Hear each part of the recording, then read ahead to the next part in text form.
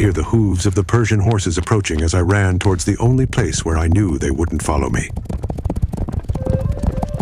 The forest of petrified souls.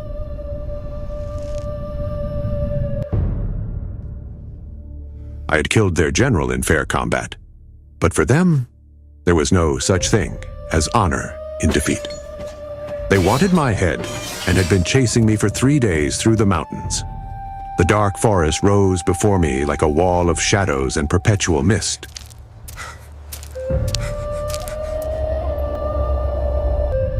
The Persians stopped their horses at the forest's edge, and I could hear their discussion in the distance. None of them wanted to enter, because they knew the legends as well as I did. They said that whoever entered the forest never came out alive, or worse yet, came out turned to stone.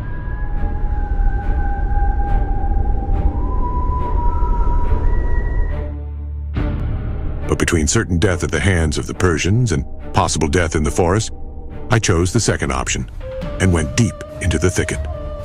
The temperature dropped immediately and sunlight disappeared, as if I had entered a completely different world.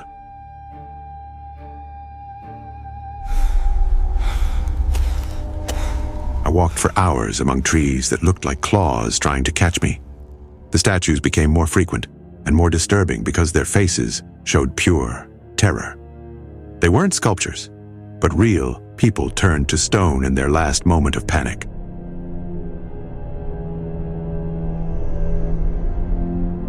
Then I heard her for the first time, a female voice singing a melody that was beautiful and terrifying at the same time.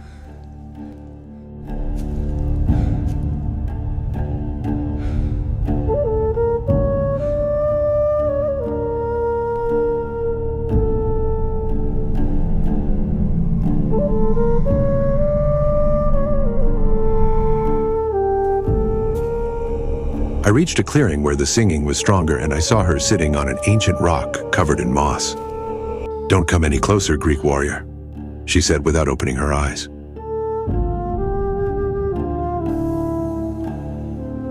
"Unless you want to join my collection of statues." I stopped immediately because I recognized what she was. A Gorgon, the cursed Medusa from ancient legends. "I only seek refuge from the Persians who pursue me," I said, keeping my gaze on the ground. "I don't mean to cause you trouble." She laughed, and it was a sound like crystals breaking in the darkness. "Trouble? Dear Alexios, you're the one who has trouble now." The fact that she knew my name chilled my blood more than the cold of the forest.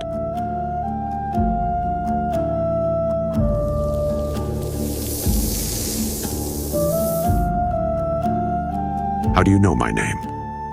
"I know many things about those who enter my domain because I can smell their destiny in the wind. You killed General Darius in the plains of Anatolia, and now his men want revenge."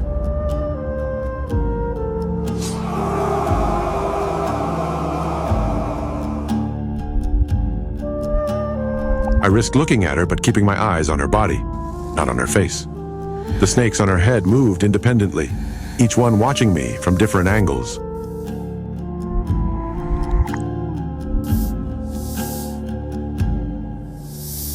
"If you know so much, then you know I had no choice. It was him or me in that battle.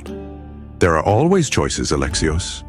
For example, right now, you have a very important one to make."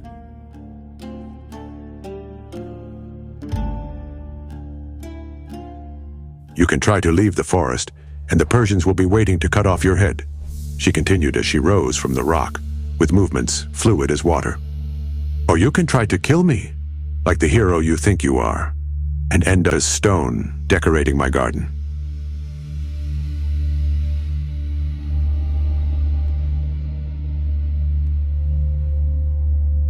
The snakes on her head hissed in unison, as if laughing at the idea. "And what's the third option?" I asked, because I knew there was something more. Smart for a soldier. "The third option is, you stay with me forever, and I protect you from your enemies."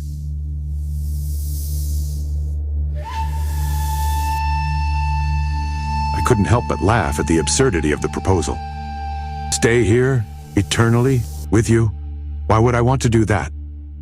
For the first time, she opened her eyes but kept them looking at the ground, not directly at me. They were an impossible green that glowed in the darkness. Because I'm tired of loneliness, Alexios. I've spent 300 years in this forest with only statues for company. The gods cursed me to turn anyone who looks at me into stone, but they never said I couldn't make a deal. There was genuine sadness in her voice that surprised me.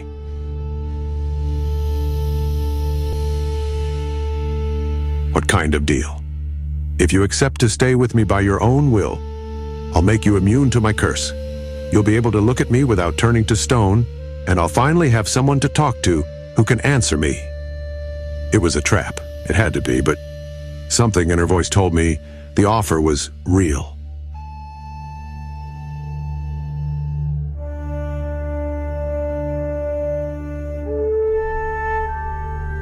Why me? I asked while sitting on a rock, keeping a safe distance. Surely others have passed through your forest? Many have passed, but they all came to kill me for glory, or to steal the treasures they think I guard. You're the first who enters just seeking survival, with no intention to harm me.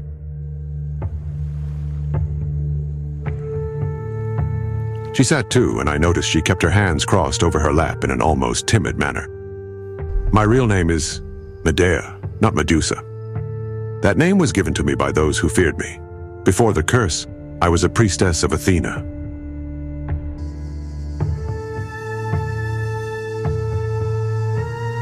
What happened? I asked, genuinely curious. Poseidon took me by force in Athena's temple, and she, instead of punishing him, punished me with this form. Divine justice. Her voice dripped with centuries of bitterness. I knew well the cruelty of the gods and their arbitrary punishments.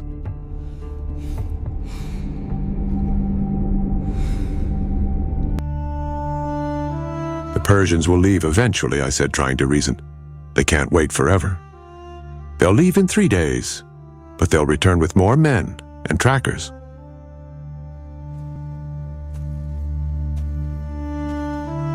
I've seen you fight in my visions. You're formidable, but you can't handle 100 men alone.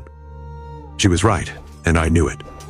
I was trapped between a rock and a hard place, or, in this case, between the Persians and the Gorgon. If I accept to stay, what guarantee do I have that you won't turn me to stone when I get bored of your company?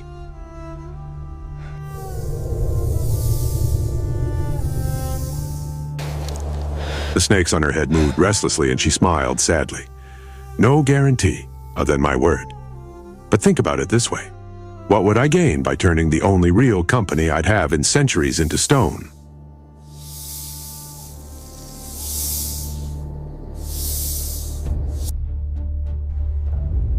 I spent the entire night considering my options, while she waited patiently for my decision. With the first lights of dawn filtered through the eternal mist, I heard the Persian horns in the distance. They had returned with reinforcements, as she predicted.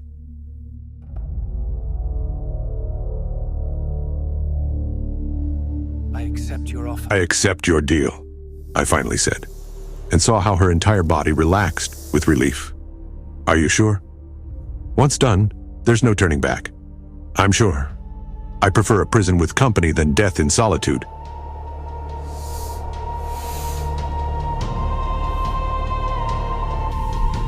She stood up and walked towards me with her eyes closed.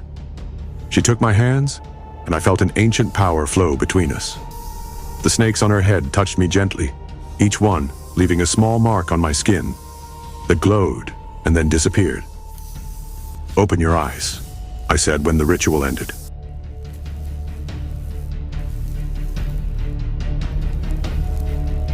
Oh, are you sure? Open your eyes, Medea. She opened them slowly, and for the first time in 300 years, someone could see her complete face without turning to stone. She was beautiful in a supernatural way, with features that seemed sculpted by the gods themselves before her curse.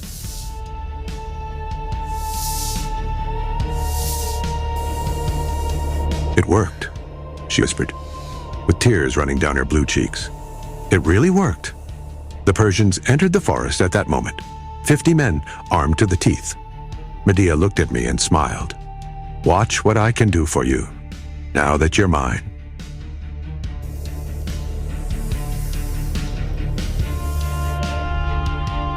She turned towards the invaders and opened her eyes completely. The first one turned to stone instantly, then the second, the third. In a matter of minutes, the entire Persian detachment was a new collection of statues decorating the forest.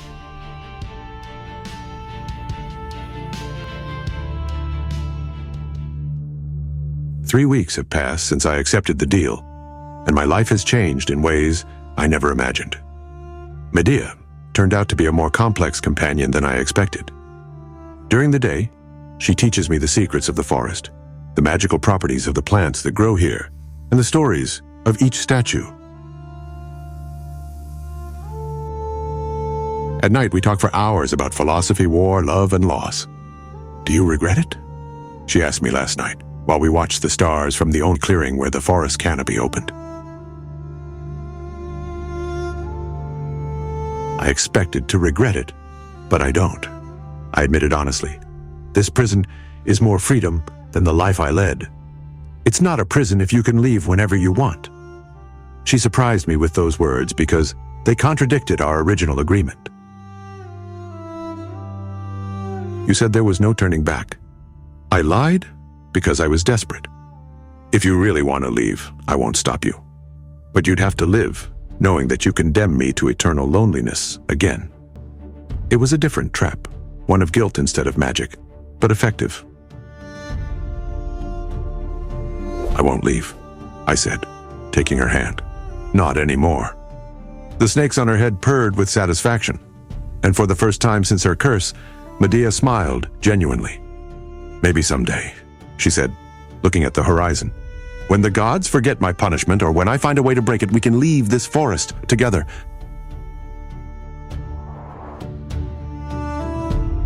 And if that day never comes, then we'll make this cursed forest our personal paradise. The Persians never returned because those who enter the forest of petrified souls never leave. But I'm not a prisoner, but a guardian. I'm not cursed, but blessed with immunity to her deadly gaze. Sometimes love is born in the most unexpected places, even in a forest of statues. Between a fugitive